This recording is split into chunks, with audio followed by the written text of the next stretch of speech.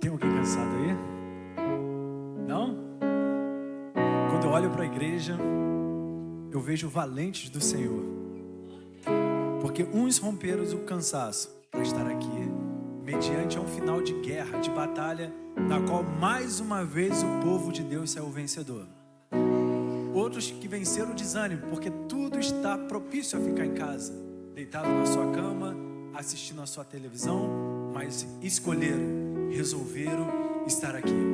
E outros, porque são aqueles que estão com o coração sensível, com sede, com vontade de adorar aquele que é e sempre será digno de toda adoração.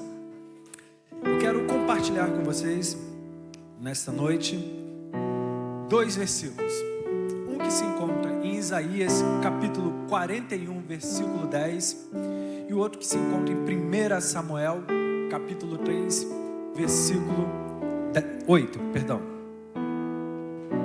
que diz assim, Isaías 41, versículo 10: Por isso, não temas, pois eu estou com você.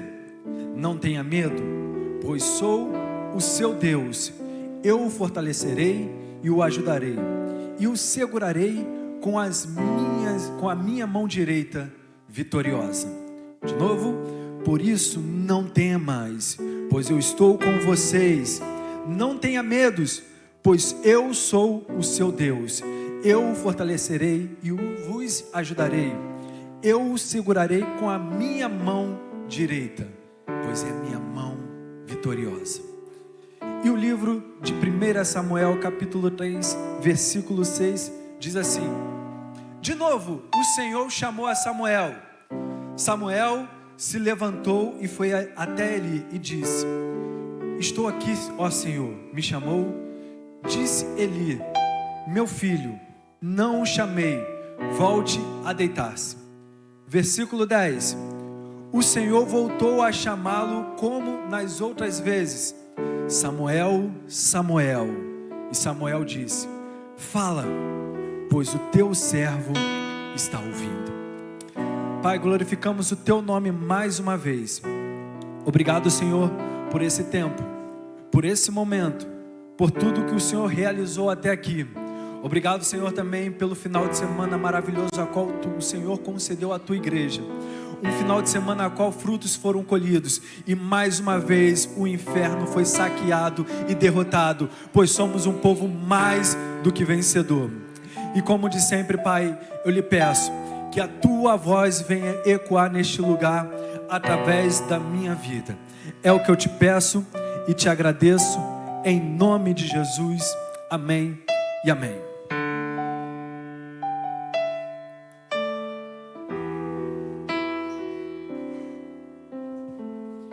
Queridos, 2 textos a qual acabamos de ler retrata muitos de nós, porque muitas das vezes não sabemos identificar a voz de Deus. Por exemplo, não somente aqui dentro da igreja, mas num contexto geral, existe pelo menos uns 3 perfis. O primeiro é que já ouviram a voz de Deus, sabe como é a voz de Deus, mas hoje não consegue mais ouvi-la. Outros, porque nunca ouviram a voz de Deus, nem se sabe como é a voz de Deus, aquela voz doce, suave, que quando vem ao nosso encontro, estremece a alma, abala o espírito e temos um encontro pessoal. E aquele último perfil é aquela pessoa que não sabe, nunca se identificou como é que é a voz de Deus. Muitos aqui até têm a vontade de entender, saber como é a voz de Deus, mas não sabe. E aquele quarto e último perfil é aquele que está atento 24 horas por dia na voz de Deus. Deus manda, vai para a direita, e ele está indo para a direita. Vai para a esquerda, e ele está indo para a esquerda. Vai, fale, profetize, e ele está proclamando a palavra de Deus. E aqui, quando nos deparamos com a narrativa, com a história de Samuel, é uma das mais belas que tem nas Escrituras. Pois nessa noite eu não quero falar aqui sobre o conflito de Ana e Penina, pois Ana havia sido ofuscada, sempre era confrontada por Penina. Olha, eu tenho filhos, eu posso gerar filhos, cadê os seus filhos? Imagina ser estéril. Você vê uma pessoa gerando, concebendo. Acho que a maior alegria de uma mulher é quando ela gera o fruto, ela gera uma criança, ela gera uma vida. E aquilo ali, de uma maneira, foi tirado essa capacidade dela, ou ela nunca teve essa capacidade. E aqui, quando estamos, muitos de nós aqui somos estéril ministerialmente. Por que eu não consigo cantar? Por que eu não consigo pregar? Por que eu não consigo falar do amor de Deus? Aí você vê o seu amigo do lado, seu irmão, ele canta com uma certa maestria. Quando ouvimos aqui a Lília cantando, abala o céu, abala a terra, parece que o céu se conecta aqui com a terra, que é uma adoração, uma atmosfera única, singular. Quando o pastor Vladimir aqui, quando ele está pregando que a unção é derramada sobre a vida dele, ficamos encantados, ouvindo a voz de Deus, ecoando, mexendo, nos deixando do lado avesso. E a gente para e pensa, quando é que eu vou conseguir? Aí tem aquela pessoa que, olha, eu prego tão bem, olha, eu canto tão bem.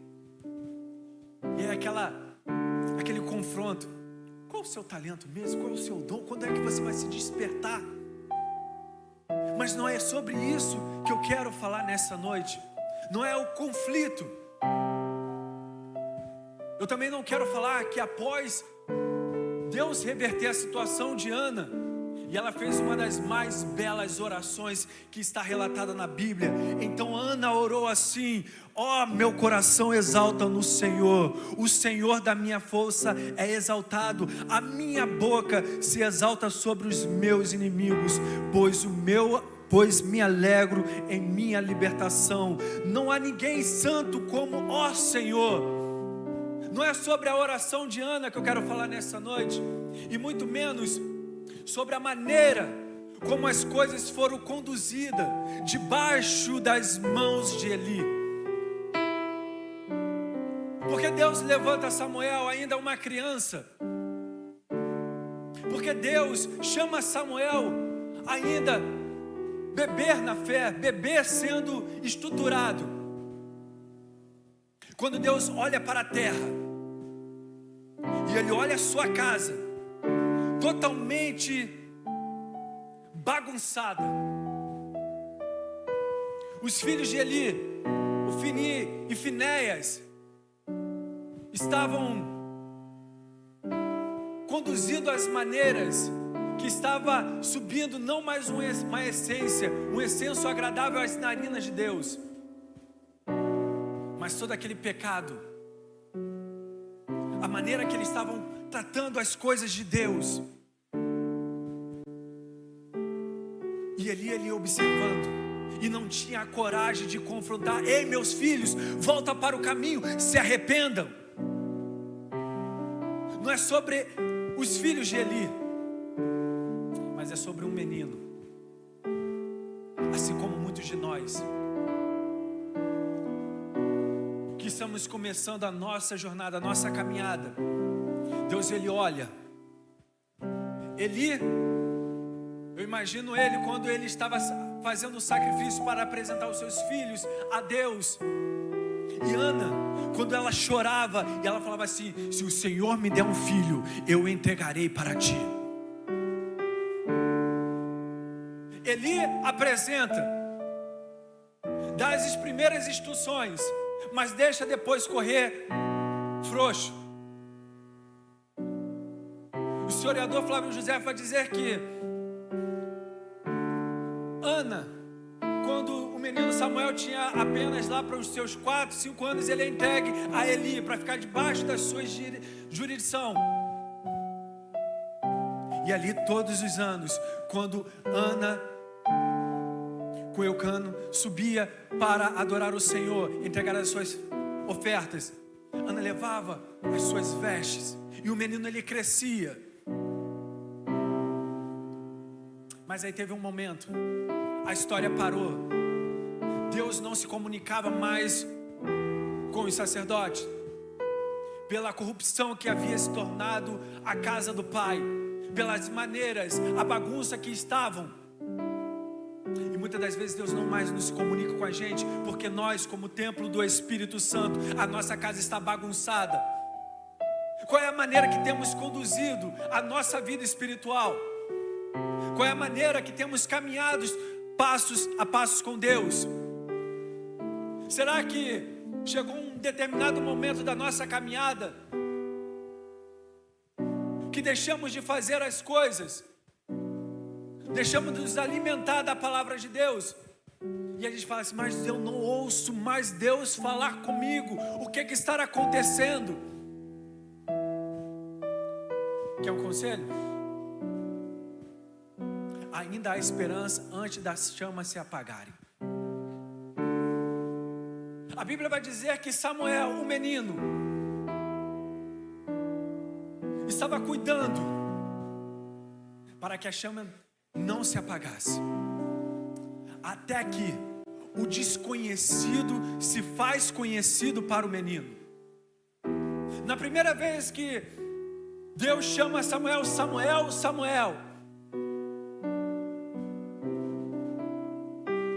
primeiro que ele já não ouvia mais Deus falar com ele. Eu imagino Eli ensinando a Torá para o menino: olha, no princípio, Samuel, Deus criou os céus e a terra. Eu fico imaginando Eli ensinando para o menino como Deus chamou Abrão. Olha, chegou um determinado momento quando a terra estava totalmente desprezada, a corrupção estava tão grande na sociedade. Deus destruiu a terra com as águas, mandou Noé construir a arca, e ele avançou, mas chegou um momento que Deus estava levantando o povo para chamar de seu, e ele tira Abrão, escolhe Abrão, e aí ele desce para o Egito, e lá começa a nascer o seu povo. José é vendido pelos seus irmãos, e aquilo encantando os olhos do menino, que ele ficava assim: nossa, estava conhecendo Deus de ouvir falar. Mas chegou um momento, Samuel, que o povo ficou escravo, e aí Deus levanta um libertador chamado Moisés, a qual foi o autor dos livros que eu estou te ensinando, e ele abriu o mar vermelho, e o povo passou cantando e dançando. E aí chegou, Samuel, o momento deles entrarem na terra que Deus prometeu para eles, e agora ele usa um homem chamado Senhor, tu me chamaste? E aí Eli disse para Samuel: não, eu não te chamei, volte a deitar, volta para sua cama. E o menino volta, e faz isso pela segunda. Deus chama novamente: Samuel, Samuel. O menino novamente levanta, corre para o quarto de Eli, e Eli diz: não, eu não te chamei, meu filho, volte a deitar-se. E pela terceira vez, e aí quando Samuel chega, eu imagino o velho Eli já perdendo a visão. De repente, quando ele estava falando para Samuel, ele se lembrou quando Deus falava diretamente com ele. De repente uma lágrima escorreu, porque ele já não tinha mais essa sensibilidade. Deus não havia mais se comunicado com ele. De repente, com lágrimas nos olhos, ele disse assim: meu filho, se novamente te chamar, você diga: eis-me aqui, pois o teu servo te ouve. O que era desconhecido se faz conhecido para o menino. E nessa noite, se ainda Deus é desconhecido para você, Ele vai se apresentar. Se Deus ainda se faz ausente na sua vida, Ele vai se apresentar. Se você se encontra distante de Deus, Ele vai se aproximar. Porque o propósito que Deus tem na sua vida é muito maior do que a distância que você está com Ele.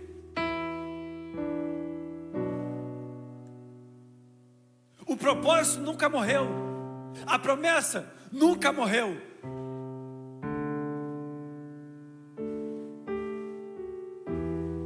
Aí agora você deve estar se olhando para dentro, sentindo saudade daquele tempo, na qual você levantava pelas madrugadas e ia falar com o Pai, na qual quando você tinha tempo para falar com o Pai,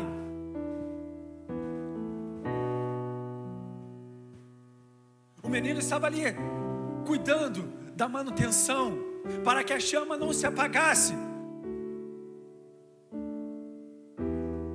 E a chama sempre ficava flamejando. Deus, quando chama Samuel,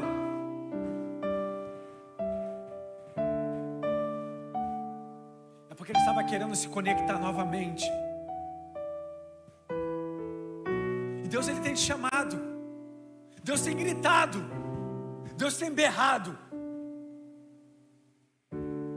Mas as interferências, quem é que está me chamando? Que voz é essa? Porque quando Deus nos chama, o primeiro sentimento que é: eu devo responder. Porque atender o chamado de Deus muitas das vezes vai gerar medo. Imagina o filme que passou na cabeça do menino Samuel. Primeiro que se eu tivesse ouvido a voz de Deus, eu tinha corrido para o Santos dos Santos, mas aí ia dar ruim, né?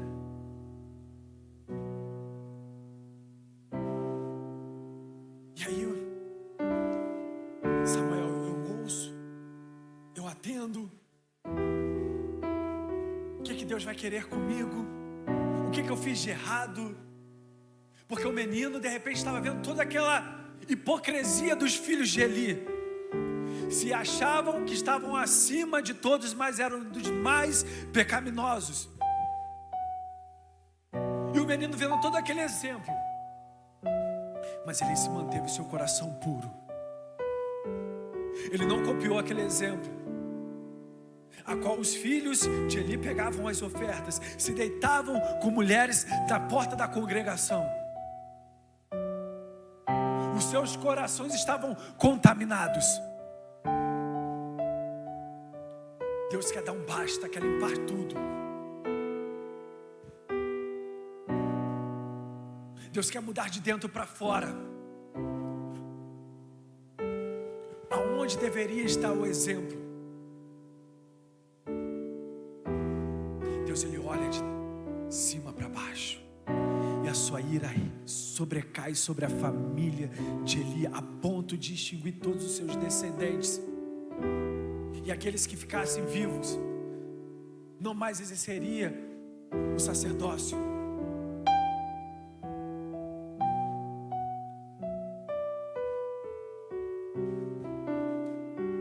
O menino estava com a disponibilidade para ouvir.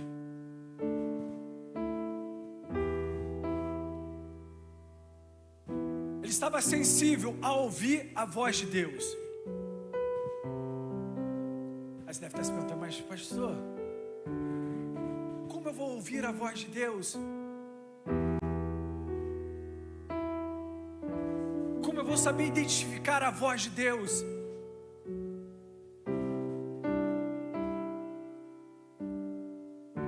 Me revela qual é o segredo. Como eu vou ter certeza que é a voz de Deus? Primeiro ponto: a voz de Deus nunca vai te trazer engano, nunca vai te trazer confusão.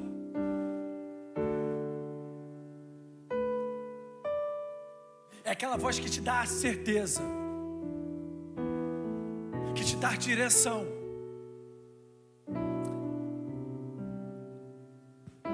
Quer ouvir a voz de Deus? começa a santificar-vos. Começa a santificar-vos a sua vida. A Bíblia vai dizer que sem santificação ninguém verá a Deus. Quer entender a voz de Deus?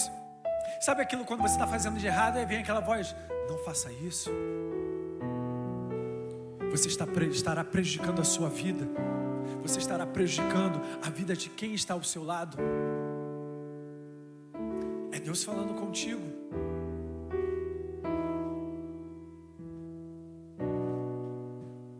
Qual é a disponibilidade que eu tenho para ouvir a voz de Deus?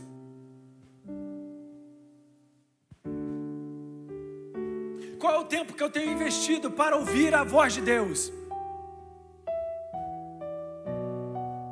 Cá para nós, com a correria do dia a dia, muitas das vezes a gente não tem tempo para ouvir a voz de Deus.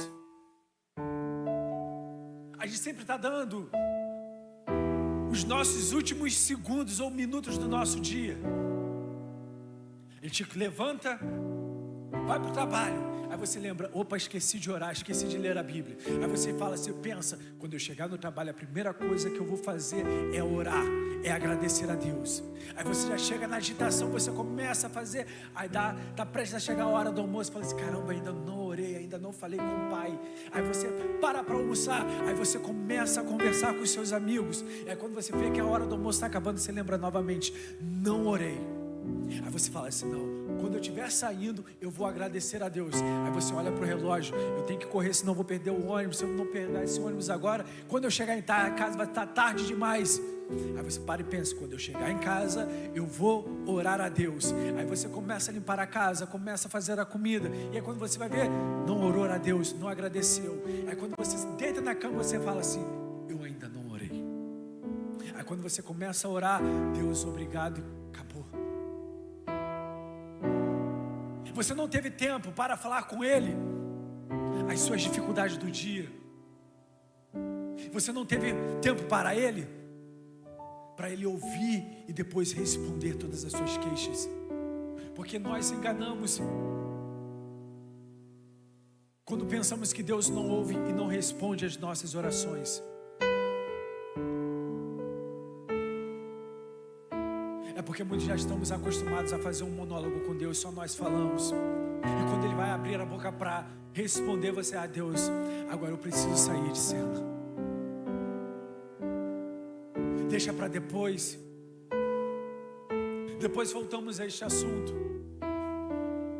E aí quando vamos ver, não estamos tendo mais tempo para Deus.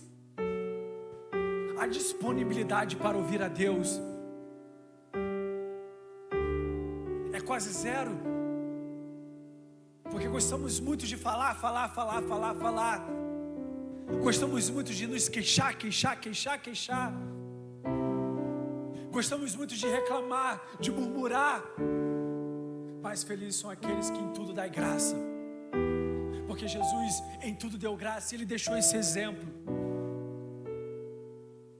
Está passando por dores, está passando por lutas, está passando por aflições. Levante os olhos para o céu e dai graças ao Pai. Tudo está indo tão ruim na sua vida. A oportunidade é de levantar os olhos e dar graças ao Pai.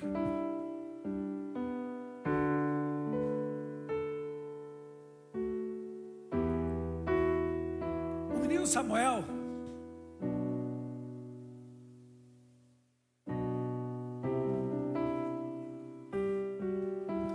foi vocacionado. E a primeira ordenança que Deus faz para ele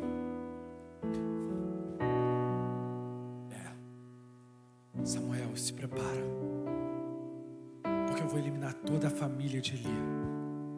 Vou matar os filhos de Eli. Não vai sobrar um. E eu te levantarei, te usarei. E quando amanhece, de repente, na mesa do café da manhã, o menino Samuel ficou temoroso em poder falar isso para Eli. Mas Eli vem direto: conte-me tudo que Deus falou para ti. Não me esconda nada. Porque se você me esconder qualquer coisa, que a ira de Deus recaia sobre a sua vida. Imagina a pressão que o menino estava sofrendo. Algo pesado que Deus revela para ele, sobre o seu tutor, sobre aquele que estava o ensinando, que estava discipulando, que estava orientando. Eu acredito que depois que Deus revela para ele, acho que ele não conseguiu mais dormir. Ficou processando todas aquelas informações, o que Deus prometeu, o que Deus orientou e o que Deus revelou o que iria fazer. E aí, no café da manhã, os dois sentados, e aí Samuel, ele fala para Eli: olha, assim veio a palavra de Deus sobre a minha vida. Deus vai eliminar toda a sua família, todos os seus descendentes. E imagina, um homem que tinha relacionamentos com Deus, um homem que estava nos santos dos santos, um homem a qual Deus falava diretamente.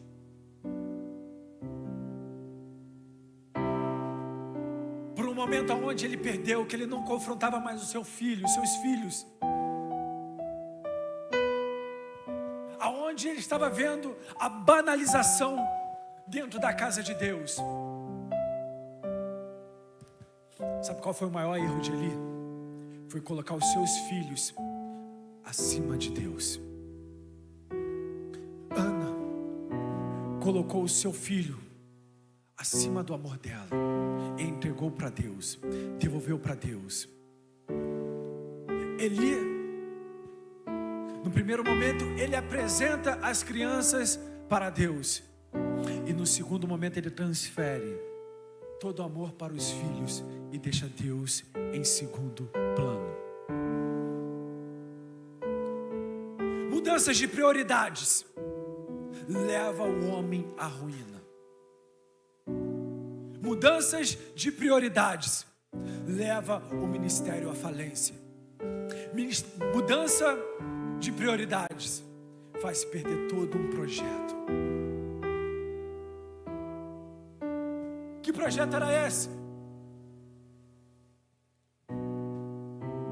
Era para a família de ele dar continuidade,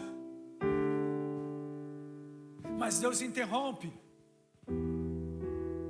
Samuel nessa história era para ser um coadjuvante.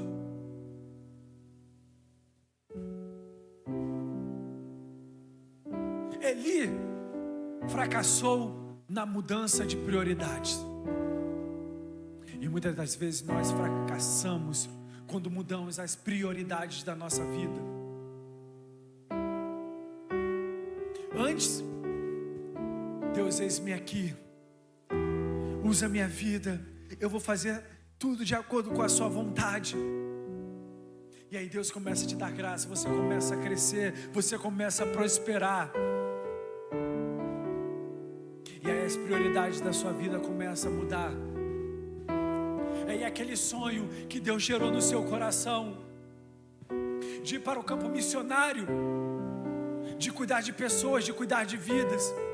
Aquele sonho que Deus gerou no seu coração, de alcançar, chegar ao ministério pastoral. A prioridade mudou, mas Deus não muda. E se você quer mudar as suas prioridades, Deus nunca vai mudar a prioridade dele.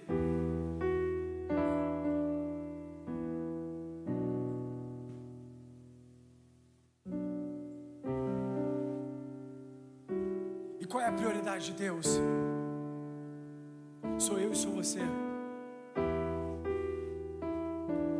Se não fôssemos prioridades, estaríamos ainda entregues nas mãos do diabo. Deus, ele olha para a terra.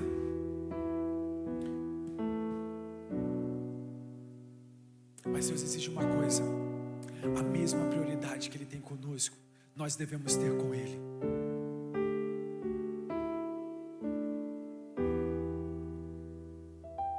amar a Deus acima de todas as coisas.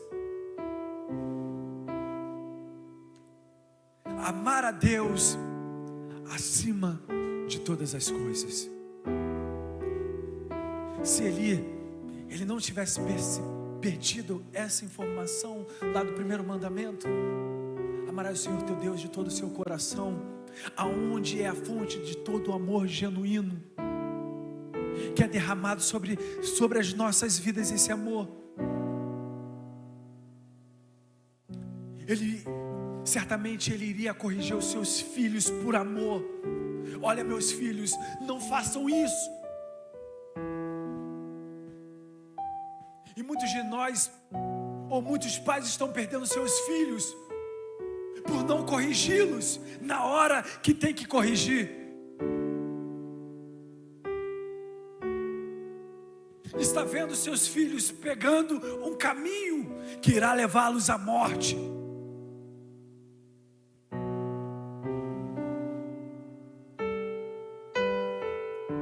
Está vendo os filhos errando e está achando bonitinho. Enquanto você acha bonitinho o seu filho se perdendo, o diabo está assim, ó.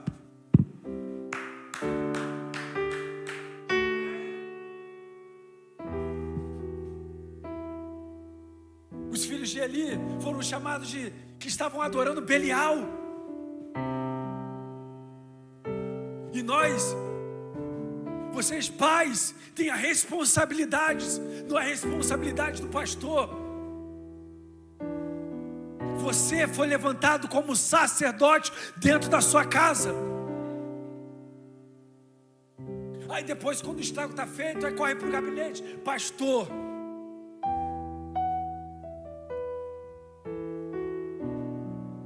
me ajuda. Meu filho está se perdendo. Meu filho está se distanciando. Mas na hora de confrontar os seus erros, vem cá, filho, senta aqui com o papai.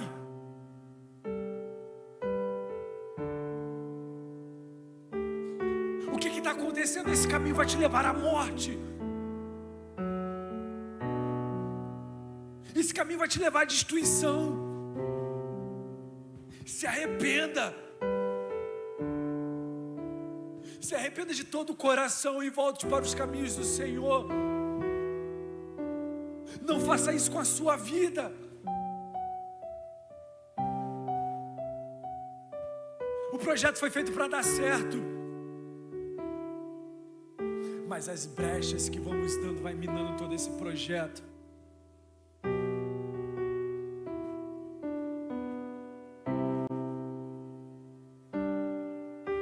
Deus reformou toda a casa, tirou todo aquele lixo, o que não prestava, porque o altar do Senhor é santo.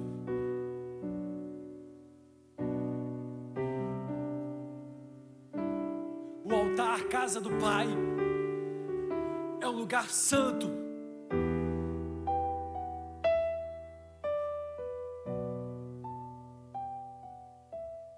Não perca a oportunidade. Não percam a chance de reparar o erro na sua vida. O que está de errado dentro da sua casa?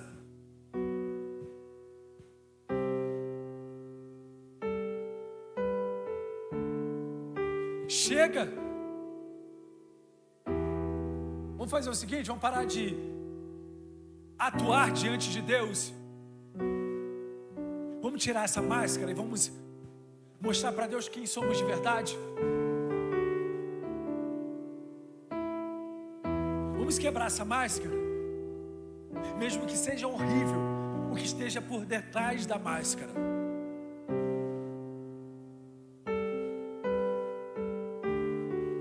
Porque tem uma pessoa chamada Espírito Santo que remove todo aquele sentimento de culpa, porque Ele é o nosso advogado fiel, que chega diante de Deus, intercede por nós.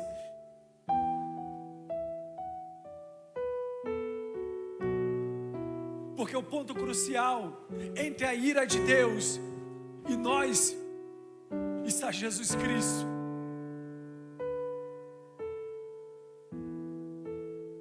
Porque se não fosse o intermédio de Jesus Cristo, quando Deus vai recair a ira dele sobre as nossas vidas, Jesus levanta as mãos e mostra suas mãos furadas e fala: Pai, o preço foi pago.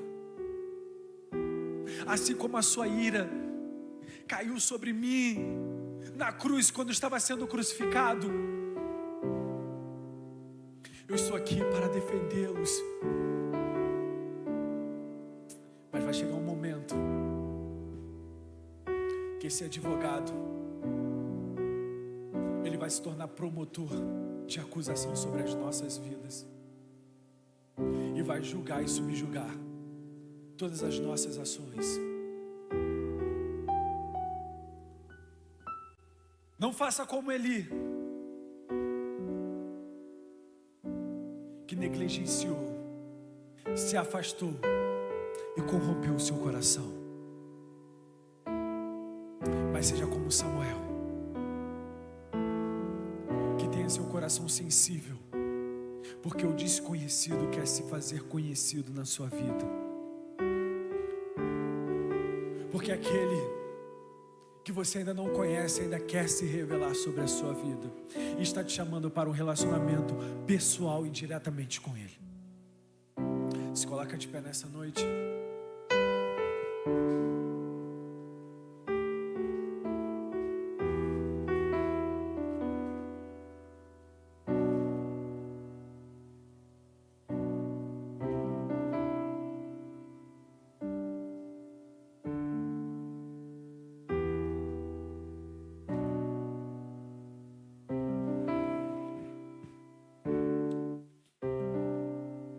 Satanás, ele está gerando em corações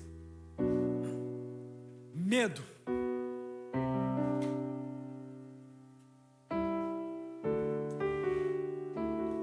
Uma das formas, ou uma das ferramentas que eles têm utilizado para te paralisar é o medo. O medo da responsabilidade.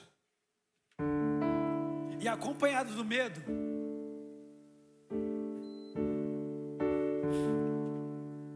você vai parar e vai pensar: ah, não, eu não vou aceitar,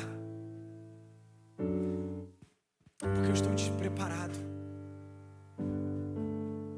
Ah, eu não vou aceitar porque eu sou novo demais. Ah, eu não vou aceitar porque já tem quem faça. Ah, eu não vou aceitar porque eu não quero ter responsabilidades. Eu quero apenas ir e voltar.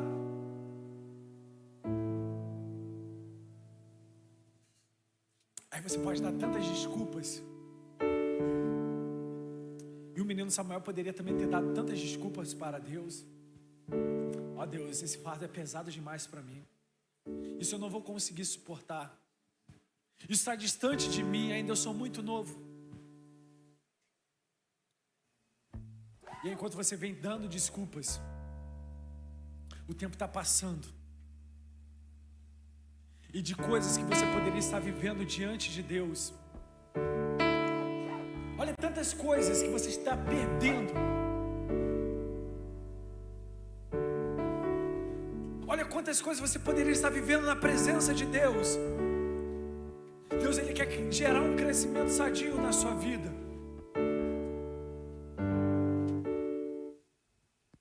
Se você pudesse ver tudo que Deus quer realizar na sua vida, eu acho que se Deus, lá no dia quando Ele nos chamar, que Ele pedir para mostrarmos as nossas mãos para Ele, mostre-me as tuas obras, que Ele chega lá todo bobo: olha Deus, aqui estão as minhas mãos, aqui estão as minhas obras. E aí Deus fala assim: ó, pô, não foi nada mal, você foi bem. E aí quando Ele mostrar aqui no telão assim: olha, você viveu até aqui, mas olha o tanto de coisas que você poderia ter vivido se você tivesse atendido o meu chamado, se você tivesse identificado e ouvido a minha voz. Eu acho que isso vai nos frustrar. Eu acho que isso vai doer. Porque se Deus tem tanto para nos dar e aceitamos apenas ficar no superficial, sabe, quando Deus estava chamando Ezequiel, vem cá, e as águas foram no seu calcanhar, depois na sua lombar, e aí depois até o cobriu. E aí Deus todos os dias vem nos chamando para profundidade com Ele. Todos os dias Deus nos chama para dar mais um passo para Ele, ó, e vai nos chamando, e vai nos chamando. Muitos preferem ficar no raso. Aqui tá bom para mim, aqui tá bom para mim, Rogério. Alguns são um pouco mais atrevidos, que dá mais um passo e ficam com as águas aqui na sua lombar. Mas poucos são ousados para mergulhar nas profundezas do que Deus quer nos proporcionar.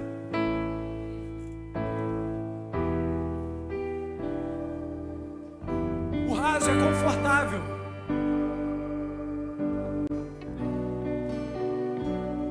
O raso é confortável. É bom ficar no raso. O que eu vou encontrar no meio? O que eu vou encontrar no fundo? No profundo você vai encontrar intimidade, relacionamento. No fundo você vai encontrar paz. Você vai encontrar amor, bondade, fidelidade, lealdade. Todos os atributos que Deus quer se comunicar com você. No profundo Deus vai te dar visões, orientações. No profundo Deus vai te acolher, vai te aquecer, vai te abraçar. No profundo Deus vai te proteger com a sua mão direita, que é a mão vitoriosa dele.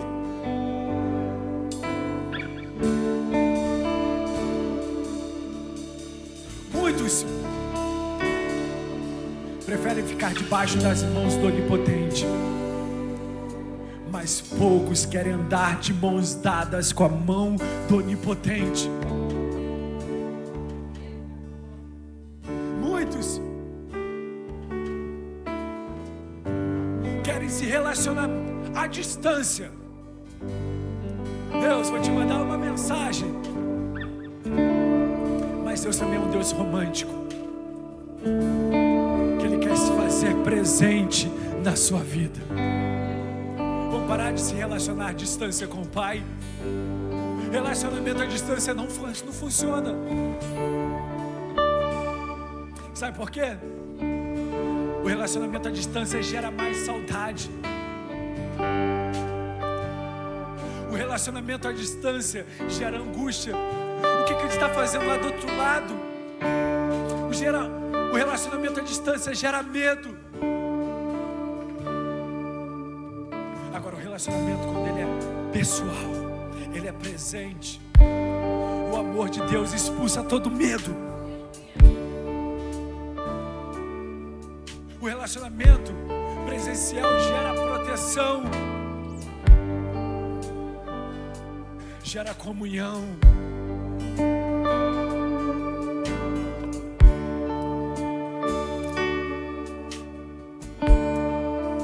E aqui nessa noite Deus está fazendo uma convocação.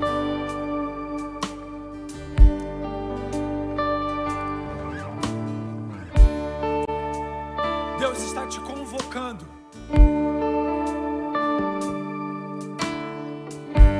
para gerar uma abundância. Deus não está pedindo, Deus está convocando. Uma mudança precisa se iniciar. Olha para dentro de si, se autoanalisa e se faça a pergunta: quanto tempo eu não ouço a voz de Deus na minha vida? Há quanto tempo eu não falo com Deus? Falar com Deus não significa você vir todos os domingos, bater a sua carteirinha de ponto dizendo: ó, eu estou aqui, Pai. Isso não é falar com Deus.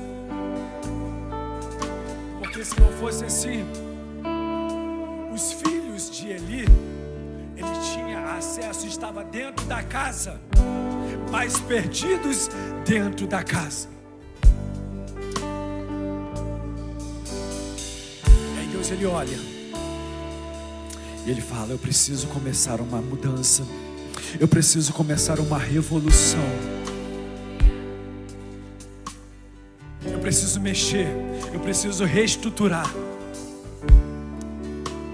E você é um sacerdote. Você é um sacerdote de Deus. Dentro da sua casa, no seu trabalho, aonde você quer que você esteja, você é um sacerdote de Deus.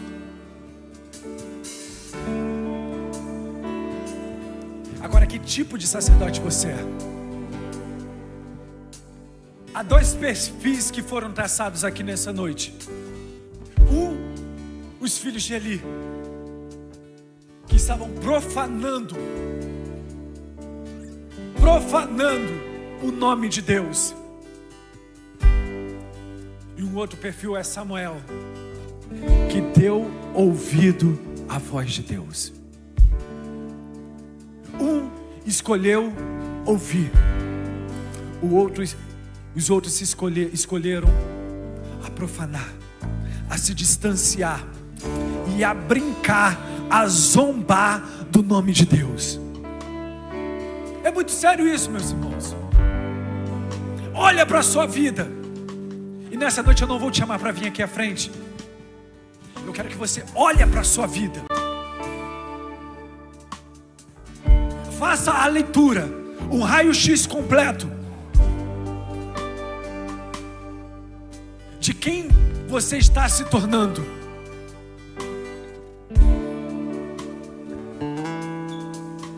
Quem é você?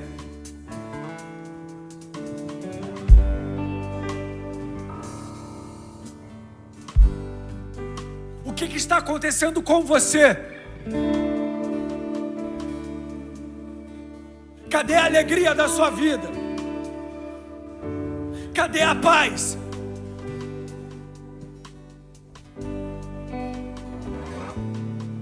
Mas o Senhor, que excede a paz de todo entendimento, se encontra aqui nessa noite.